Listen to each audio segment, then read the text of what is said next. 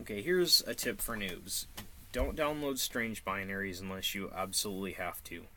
Okay, so if you're using like Windows per se, or especially if you're using Linux, because most of the stuff on Linux you can get source code and then build the shit from scratch, so you really don't need a binary unless you're lazy or whatever, because some of us are.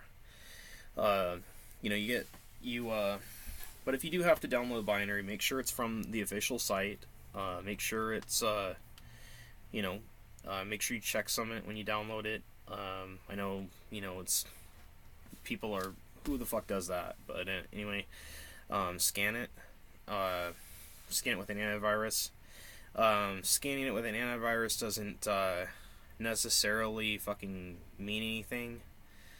Like because if it comes up clean, that means one of two things. It's a clean binary, or whoever put a payload in it did it right, so it passed the heuristic checks. Okay, so you know they had like a fucking good polymorphic engine, and it happened to fucking make good fucking code, and say you're hooking into like shit on .NET or something like that from a program that already does that. So it's not really gonna draw any flags, right? Um, I won't get too technically into that.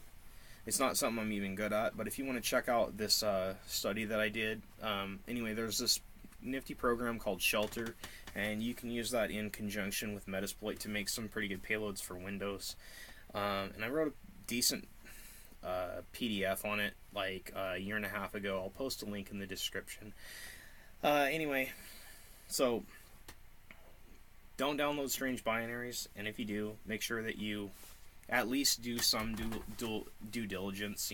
Maybe like like sandbox the thing. Just anyway, I'm gonna just cut this short.